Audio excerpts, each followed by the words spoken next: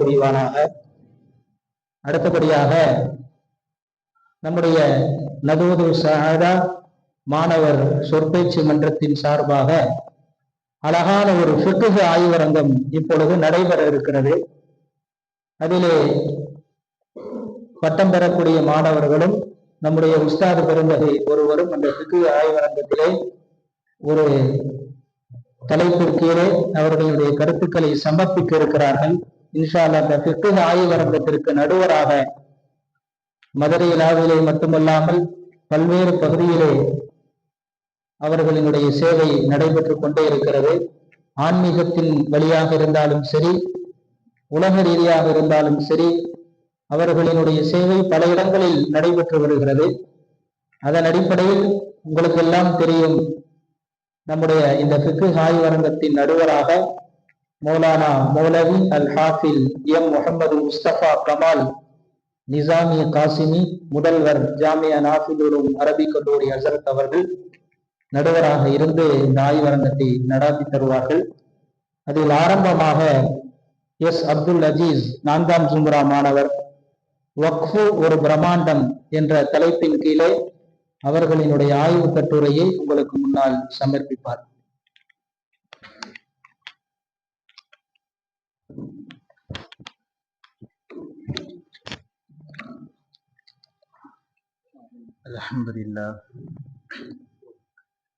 அல்ஹம்துலில்லாஹ் ரப்பில் ஆலமீன் வல் ஆகிபத்து லில் முத்தகீன் அஸ்ஸலாத்து வஸ்ஸலாமு அலா சய்யிதினா முஹம்மதின் வ ஆலிஹி வ ஸஹ்பிஹி அஜ்மாஈன் அம்மா பஅத்.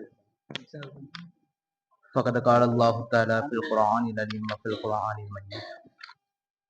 அஊது பில்லாஹி மினஷ் ஷைத்தானிர் ரஜீம். பிஸ்மில்லாஹிர் ரஹ்மானிர் ரஹீம். قال رسول الله صلى الله عليه وسلم لم نر خيرا للميت ولا للحي من هذه الحبوس الموقوفة أو كما قال عليه الصلاة والسلام. சிப்பிக்குள் முத்தை வைத்து கருவிற்குள் மனிதனை வைத்து இன்றளவிலும் படித்துக் கொண்டிருக்கக்கூடிய ஏக இறைவனாகிய அல்லாஹுவிற்கு எல்லா புகழும் புகழ்ச்சிகளும் உண்டாகட்டுமாக.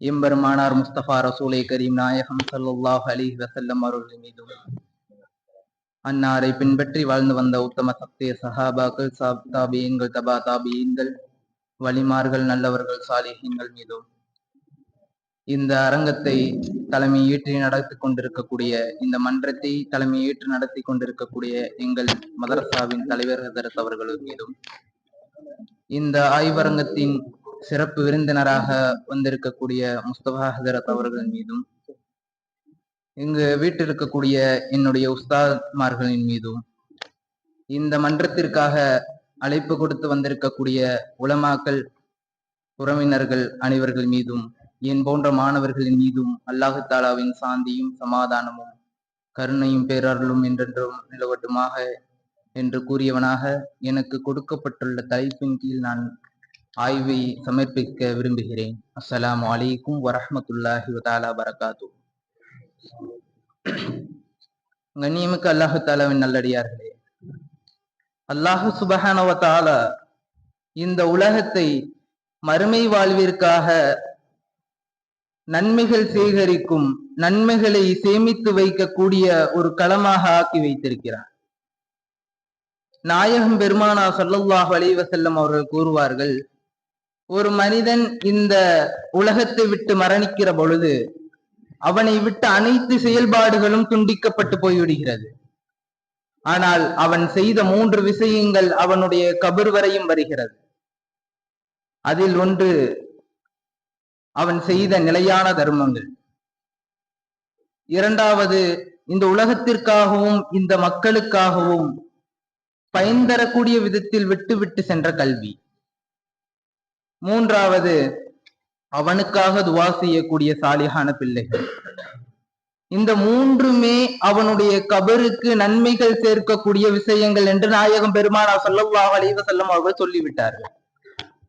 இந்த அடிப்படையில தான் நமக்கு முன்னால் வாழ்ந்த சஹாபாக்களும் சரி, நமக்கு முன்னால் வாழ்ந்த சாலிஹீன்கள், உலமாக்களும் சரி, பெரிய பெரிய செல்வந்தர்கள், அரசர்கள் எல்லாருமே நம்ம மரணித்ததுக்கு பின்னாடியும் நம்முடைய கபர்களுக்கு நன்மைகள் வந்து சேர வேண்டும். நாம் மரணித்ததற்கு பின்னாலும் நம்முடைய செயல்பாடுகள் நம்மளுக்கு நன்மைகளை தர வேண்டும் என்பதற்காகவே பலவிதமான விஷயங்களை விட்டுவிட்டு சென்றார்கள். இந்த உலகத்தில் மதரசாக்களை விட்டுவிட்டு சென்றார்கள், பள்ளிவாசல்களை விட்டுவிட்டு சென்றார்கள், கிணறுகளை மக்களுக்காக தோண்டி கொடுத்து விட்டு சென்றார்கள். இன்னும் ஏராளமான விஷயங்களை இந்த மக்களுக்காக அவர்கள் செய்துவிட்டு சென்றார்கள். காரணம், நம்முடைய மரணத்திற்கு பின்னாகவும் நமக்கு நன்மைகள் வந்து சேர வேண்டும் என்பதன் காரணமாகத்தான். இந்த கொடுத்து விட்டு சென்ற இந்த சொத்துக்களில் ஆக சிறந்த சொத்து வக்ஃபு. இன்னைக்கு நம்ம நினைச்சுக்கிட்டு இருக்கிறோம் இந்த வக்ஃபுங்கிறது சில விஷயத்துக்கு மட்டும்தான் குறிப்பா வச்சிருக்கிறாங்க, எல்லா விஷயத்துக்கும் குறிப்பா ஆக்கல அப்படின்னு நினைச்சுக்கிட்டு இருக்கிறோம். ஆனா அன்றைய காலத்தில் வக்ஃபு செய்தவர்கள் கல்விக்காக வக்ஃபு செஞ்சிருக்கிறாங்க, மருத்துவத்திற்காக வக்ஃபு செஞ்சிருக்கிறாங்க, ஏழை குழந்தைகளினுடைய உணவிற்காக வக்ஃபு செஞ்சிருக்கிறாங்க, ஏழை குமரிகளினுடைய திருமணத்திற்காக வக்ஃபு செஞ்சிருக்கிறாங்க. வக்ஃபுல எந்த அளவிற்கு மூழ்கி இருந்தாங்கன்னு சொன்னா, பராமரிப்பு இல்லாம திரிகிற கால்நடைகளுக்கு கூட, ரோடுல தெரியுதுலாங்க நாய்கள், ஆடுகள், மாடுகள், அதுகளுக்கு கூட வக்ஃபு செஞ்சுட்டு போயிருந்திருக்கிறாங்க. அப்படின்னு சொன்னா இந்த வக்ஃபு தனிப்பட்டது அல்ல, இதற்கு என்று தனி தொகுப்புகள் இருக்கிறது என்பதை நாம் விளங்கிக் கொள்ள வேண்டும். வக்ஃபுனா என்ன? வக்ஃபு என்பது அரபி அகராதியில நிறுத்துதல் என்று பொருள். நிறுத்துதல் என்று சொன்னா ஒரு சொத்தை தனியார் உபயோகத்தில் இருந்து தனியாரினுடைய உரிமத்தில இருந்து அல்லாஹ்வின் பக்கம் சேர்க்கப்பட்டிருக்கு அந்த சொத்து. அதனுடைய உரிமை என்பது அல்லாஹ்விடத்தில் மட்டும்தான் இருக்குது. அதை யாருமே போய் உரிமை கொண்டாட முடியாது. எந்த அளவுக்கு அந்த சொத்தை ஒருத்தர் வக்ஃபு செய்யறாரு, அந்த சொத்தை வக்ஃபு செஞ்சவரே திருப்பி போய் அந்த சொத்துக்கு உரிமை கொண்டாடணும் சொன்னா அந்த இதை உரிமை கொண்டாட முடியாது.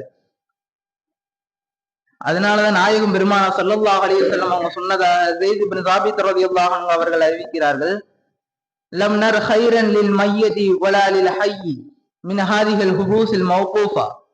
இறந்தவருக்கும் சரி உயிரோடு உள்ளவருக்கும் சரி இந்த விட்டு சென்ற இந்த வக்ஃபு சொத்தை தவிர சிறந்ததை நான் எதுவுமே பார்க்கல அப்படின்னு சொல்லி ஸைத் இப்னு சாபித் ரலியல்லாஹு அன்ஹு அவர்கள் கூறுகிறார்கள். அந்த ஹதீஸினுடைய தொடர்லயே வருது, அல் மையத்து எதிரி அதுருஹா அலைஹி, அதனுடைய கூலி அவர் கபருக்கு சென்ற பிறகு அதனுடைய கூலி அவருக்கு வந்துகிட்டே இருக்கும். அம்மல் ஹய்யு ஃபதுஹ்தபிசு வலா நூவஹு வலா யூஹபு வலா நூரசு. அந்த சொத்தை யாருக்கு உயிரோடு உள்ளவருக்கு வக்ஃபு செய்யவும் முடியாது, அன்பளிப்பா கொடுத்துட்டு போகவும் முடியாது, வாரிசா ஆக்கவும் முடியாது. ஏன்? அந்த சொத்து அவரிடத்துல இருந்து அல்லாஹ்வின் பக்கம் போயிருச்சு. அல்லாஹ்வின் பக்கம் போன சொத்தை யாருமே உரிமை கொண்டாட முடியாது கியாமத் நாள் வரைக்கும். அது அதிகாரிகளா இருந்தாலும் சரி, அது தனிநபராக இருந்தாலும் சரி, அந்த சொத்து அல்லாஹ்விட்ட போயிருச்சு. அந்த சொத்துல யாருமே உரிமை கொண்டாட முடியாது. ஆனா இன்னைக்கு பல நபர்கள் அதுல அபகரிப்பு ஏற்படுத்திக்கிட்டு இருக்கிறாங்க, அபகரிச்சு புடுங்கிக்கிட்டு இருக்கிறாங்க சொத்துக்களை. வக்ஃபு சொத்துக்களை இன்னைக்கு புடுங்கிக்கிட்டு இருக்கிறத நம்ம கண்ணுங்களால பார்த்து கொண்டே இருக்கிறோம். ஆனா அந்த சொத்து அல்லாஹ்வுக்கு மட்டும்தான் சொந்தம் என்பதை நாம் விளங்கிக் கொள்ள வேண்டும். இரண்டாவது, இரண்டு வகையை பிரிக்கிறாங்க இந்த வக்ஃப. ஒண்ணு வக்ஃபுல் கைரி, இன்னொன்னு வக்ஃபுல் அஹ்லி. வக்ஃபுல் அஹ்லினா என்ன? தன்னுடைய சொந்தத்துக்காக, தன்னுடைய குடும்பத்துக்காக, தன்னுடைய குழந்தைகளுக்காக, தன்னுடைய அடுத்த சந்ததியினருக்காக வக்ஃபு செஞ்சுட்டு போற ஒரு சொத்து. இந்த சொத்தை சந்ததியினராக வாரிசாக வேணா அனுபவித்துக் கொள்ளலாமே தவிர பொதுவா யாருக்கும் கொடுத்துட முடியாது. வாரிசுதாரர்கள் இதை பங்கு போடவும் முடியாது. இந்த சொத்து எங்க அத்தா கூட சொத்து, வக்ஃபு செஞ்சுட்டு போயிருக்கிறாங்க, சந்ததிக்காக அவங்க வக்ஃபு செஞ்சுட்டு போயிருக்கிறாங்க, நாங்க வாரிசுகள், நாங்க பிரிச்சுக்கிறோம் அப்படின்னு சொல்லி பிரிச்சுக்கிற முடியாது. ஏன்னு சொன்னா அது சந்ததியினரா மட்டும்தான் பயன்படுத்திக் கொள்ள முடியும். இப்படிதான் சஹாபாக்களும் இமாம்களும் வக்ஃபு செஞ்சிருக்கிறாங்க. இந்த முறையிலே அபூபக்கர் சித்திக் ரலியல்லாஹு தஆலா அன்ஹு அவர்கள் தான் வாழ்ந்த வீட்டை தன்னுடைய குடும்பத்தார்களுக்காக விட்டுட்டு போனாங்க. இமாம் ஷாஃபிஈ ரஹ்மத்துல்லாஹி அலைஹி தான் வாழ்ந்த வீட்டை தன்னுடைய குடும்பத்தார்களுக்காக விட்டுட்டு போனாங்க. இத உம்முல் என்கிற கிதாபுல பதிவு செய்யறாங்க. ஏன்? தன்னுடைய குடும்பத்தார்களுக்காக வக்ஃபு செய்யலாம், அப்படி செஞ்சா அதை யாருமே உரிமை கொண்டாடக்கூடாது, வாரிசுதாரர்கள் பிரிச்சிடக்கூடாது, அந்த சொத்து சந்ததியினராக தான் பயன்படுத்தணும் அப்படிங்கிறதுக்காக அவங்க கிதாபுல கூட குறிச்சு வச்சுட்டு போயிருக்கிறாங்க. சரி, வக்ஃபுலயே ஆக சிறந்த வக்ஃபு என்னன்னு சொன்னா அது வக்ஃபுல் ஹைரி. வக்ஃபுல் ஹைரி என்பது இன்னைக்கு நடக்கக்கூடிய உலகத்துல நடக்கிற எல்லா நற்காரியங்களும் கியாமத்து நாள் வரைக்கும் நடக்கணும். உதாரணமாக ஏழை குமர்களினுடைய திருமணம், அந்த திருமணம் கடைசி கியாமத்து நாள் வரைக்கும் அவங்களுக்காக நம்ம செலவு செஞ்சுக்கிட்டே இருக்கணும் அப்படிங்கிற ஒரு நல்ல நோக்கத்துல பள்ளிவாசல்கள் கியாமத்து நாள் வரை நடக்க வேண்டும், மதரசாக்கள் கியாமத்து நாள் வரை நடக்க வேண்டும் அப்படின்னு சொல்லி அன்புகளினால் அள்ளி அள்ளி கொடுத்து விடுவதுதான் வக்ஃபுல் ஹைரி. அந்த வக்ஃபுல் ஹைரி இன்னைக்கு நம்ம பலவிதமான இடங்கள்ல பாக்குறோம். இன்னைக்கு நம்மளுடைய மதரசாக்கள்ல பாக்குறோம், மஸ்ஜிதுகள்ல பாக்குறோம், ஏராளமான இடங்கள்ல பாக்குறோம். சரி, வக்ஃபை எப்படி செய்யறது? இன்னைக்கு நம்ம மனசால நினைச்சிட்டோம் ஒரு இந்த விஷயத்த நான் வக்ஃபு செய்யறேன் அப்படி மனசால நினைச்சா அந்த வக்ஃபு சேராது. அந்த வக்ஃபு என்பது 2 நபர்கள் சாட்சியுடன் அவர் யாரோ அந்த வக்ஃபு செய்யறாரோ அவர் தன்னுடைய வாயால மொழிஞ்சு 2 நபர்களுடைய சாட்சியோடு எழுதி வச்சா மட்டும்தான் அந்த வக்ஃபு செய்யறோம். எந்தெந்த பொருளை வக்ஃபு செய்யலாம்? ஹலாலான பொருட்களையும் பயன்படக்கூடிய பொருட்களையும் மட்டும்தான் வக்ஃபு செய்யணும். 2 நபர்கள் கூட்டா இருக்கிறாங்க, அந்த விஷயத்துல போய் வக்ஃபு செய்யக்கூடாது. அண்ணன் தம்பி 2 பேர் இருக்கிறாங்க ஒரு சொத்துக்கு, அந்த சொத்துல போயிட்டு நான் இந்த சொத்தை வக்ஃபு செய்ய போறேன் அப்படின்னு சொன்னா அந்த வக்ஃபு கூடாது. கூட்டான விஷயத்துல வக்ஃபு செய்யக்கூடாது, ஹராமான விஷயத்துல வக்ஃபு செய்யக்கூடாது.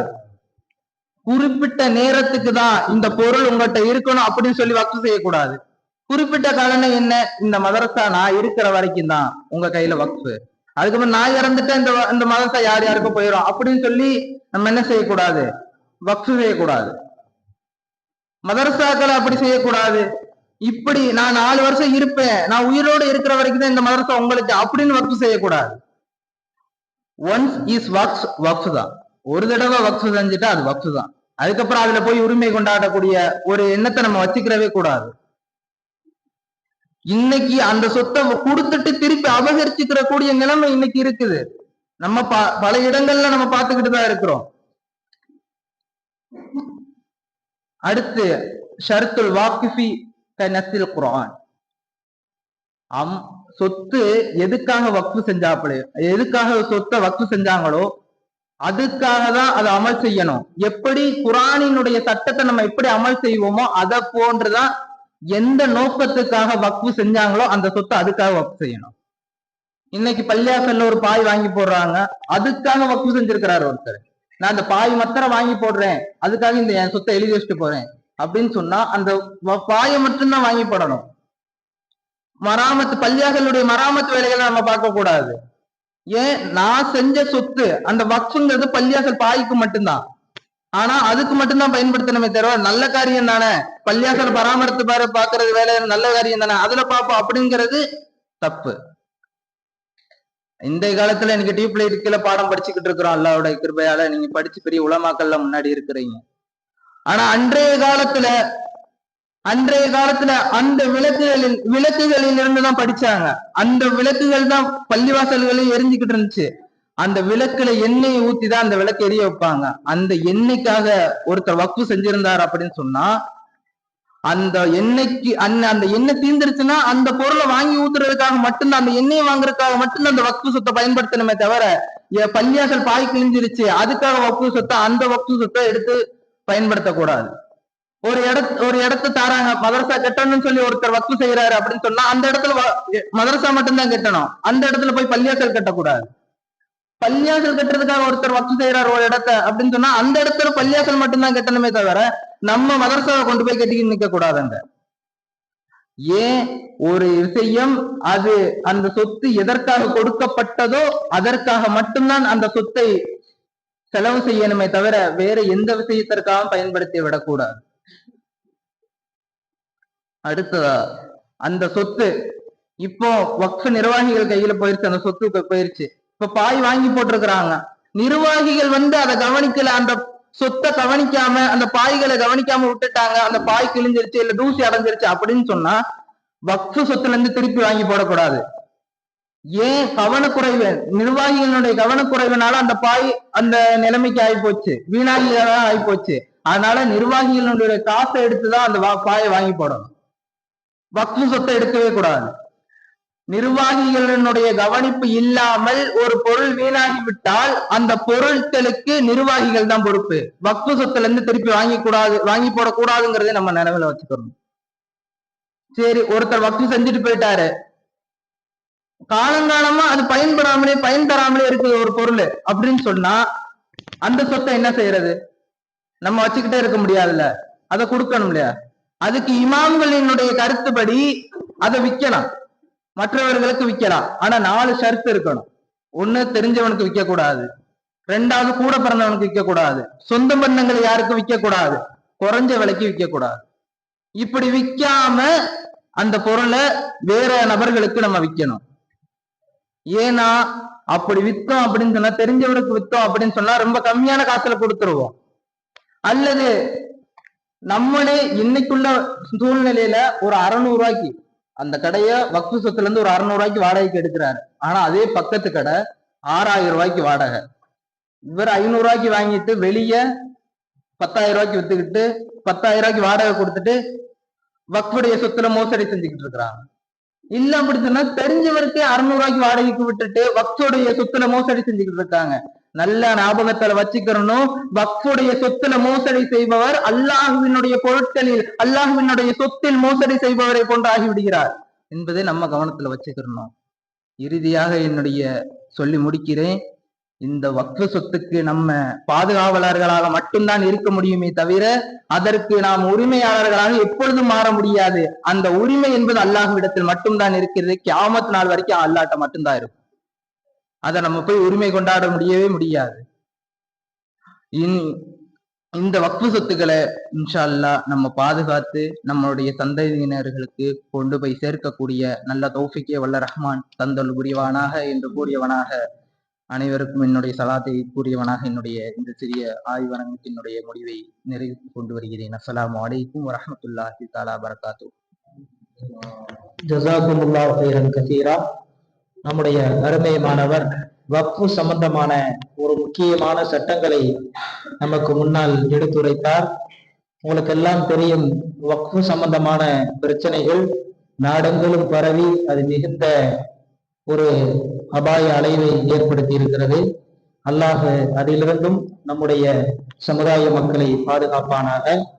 வக்ஃபு சொத்தை பேணி பாதுகாப்பதற்குண்டான நல்ல ஆளுமைகளையும் நிர்வாக மக்களையும் அல்லாஹ் நமக்கு தந்தல் புரிவானாக.